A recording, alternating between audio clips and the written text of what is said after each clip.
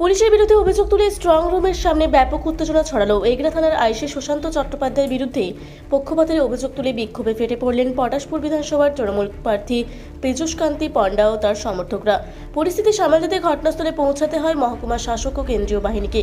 তৃণমূল প্রার্থী পীযূষকান্তি পণ্ডার অভিযোগ, এগরা থানার আইসি সম্পূর্ণ বেআইনিভাবে পটাশপুরের বিজেপি প্রার্থী তপন মাইতিকে স্ট্রং রুমের ভেতরে নিয়ে যান।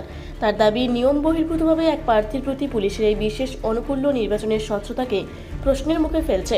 এই খবর ছড়িয়ে পড়তেই তৃণমূল প্রার্থী ও কয়েকশো কর্মী সমর্থক এগরা থানার আইসিকে ঘিরে ধরে বিক্ষোভ দেখাতে শুরু করেন। উত্তেজিত জনতা আইসির অপসারণের দাবি তুলে স্লোগান দিতে থাকেন। বিক্ষোভের জেরে দীর্ঘক্ষণ অবরুদ্ধ হয়ে পড়ে স্ট্রং রুম সংলগ্ন চত্বর। উত্তেজনার খবর পেয়ে দ্রুত ঘটনাস্থলে পৌঁছান এগরা মহকুমার শাসক মঞ্জিত যাদব। তিনি বিক্ষুব্ধদের সঙ্গে কথা বলে পরিস্থিতি শান্ত করার চেষ্টা করেন। তবে উত্তেজনা না কমায় অবশেষে পরিস্থিতি নিয়ন্ত্রণে আনতে মাঠে নামতে হয় কেন্দ্রীয় বাহিনীকে। কেন্দ্রীয় বাহিনীর জওয়ানরা লাঠি উঁচিয়ে তাড়া করে বিক্ষোভকারীদের ছত্রভঙ্গ করে দেয়। বর্তমানে ওই এলাকায় বিশাল পুলিশ বাহিনী ও কেন্দ্রীয় বাহিনী মোতায়েন করা হয়েছে। যদিও তৃণমূল নেতৃত্বের দাবি, অবিলম্বে উপযুক্ত পুলিশ আধিকারিককে ওই এলাকা থেকে না সরালে তারা বৃহত্তর আন্দোলনে নামবেন। অন্যদিকে বিজেপি প্রার্থী অভিযোগের বিষয়ে তৃণমূলকে কটাক্ষ করেছেন। করছে এই দালাল আইসি আর ওর পারমিশন বিনা বিজেপির ক্যান্ডিডেটকে নিয়ে স্ট্রং রুমে নিয়ে যাওয়ার চেষ্টা করছিল। একদম বিজেপির দালাল। আমরা এখানে গণ অবস্থান করব এই আইসি যতক্ষণ না বদলি হয়। এক চোর চিটিংবাজির মতো কথাবার্তা বলছে।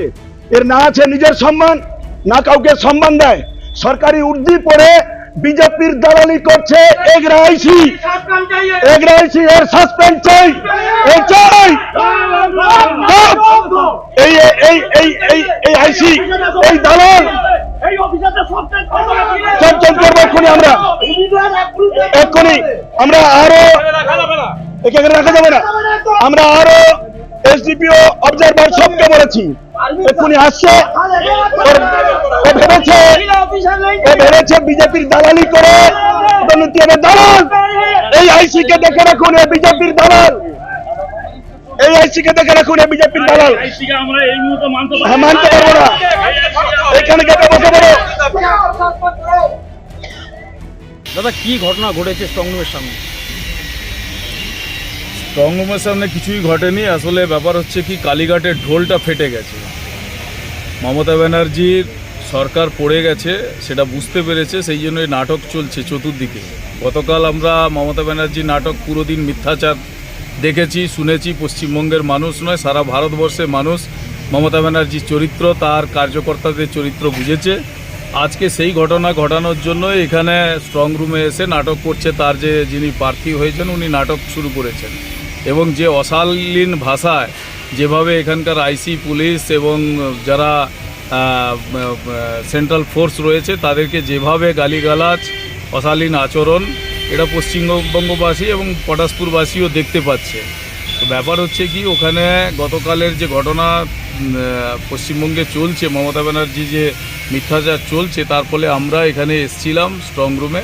এবং আমরা স্ট্রং রুমে জাস্ট ওখান থেকে আমরা এন্ট্রি নিয়ে অথরাইজ করে আমরা ভেতরে মানে ওই রাস্তার উপর থেকে দেখছিলাম যে ওখানে সিআরপিএফ এবং আমাদের যেগুলো স্ট্রং রুম দূরে থেকে আমরা পরিদর্শন করেছি যে ঠিকঠাক আছে কিনা। আমি সিঙ্গেল পারসন ওখানে গিয়ে ঠিকঠাক আছে কিনা, ডিউটিতে বসেছি কিনা, এটুকুন আমরা পরিদর্শন করার রিকোয়েস্ট করে আমরা ওখানে গেছি এবং এন্ট্রি আছে।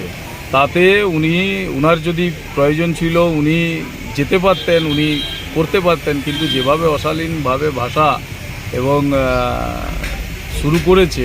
তৃণমূল প্রার্থী দাবি করছেন যে আরও পারমিশন ছাড়া আপনি জোর করে স্ট্রং রুমে ঢোকার চেষ্টা করেছেন। জোর করে স্ট্রং রুমে ঢুকলে তো গুলি মেরে দেওয়ারও নির্দেশ রয়েছে, গুলি মেরে দিত তো আমাকে। শুট অ্যান্ড সাইটের অর্ডার রয়েছে, যে এরকম ঢুকবে স্ট্রং রুমে জোর করে তাকে গুলি মেরে দেওয়া উচিত আমারও মনে হয়। আমি যদি জোর করে ঢুকতাম তাহলে আমাকে গুলি মারা উচিত ছিল। এই অসভ্য একটা মানে কি বলবো, এই যে পার্টির চরিত্র মানুষ পুরো পশ্চিমবঙ্গবাসী দেখছে। আর তার স্বয়ং যে নেত্রী, তার চরিত্র কালকে পুরো পশ্চিমবঙ্গে দেখেছে। একজন বৃদ্ধ মানে পড়ে গিয়ে হার্ট অ্যাটাক হয়ে মারা গেছে, তার নিয়ে যে নোংরা রাজনীতি, এই পুরো তৃণমূলটাই মিথ্যাচারে ভর্তি। এরা যেখানে যে কথাগুলো বলে সেগুলোকে বিশ্বাস করবেন না, এরা পুরো মিথ্যায় ভর্তি। সেই জন্য এদের নিয়ে বক্তব্য রাখার আমার সময়ও নেই, আর আমার কোনো ইচ্ছেও নেই।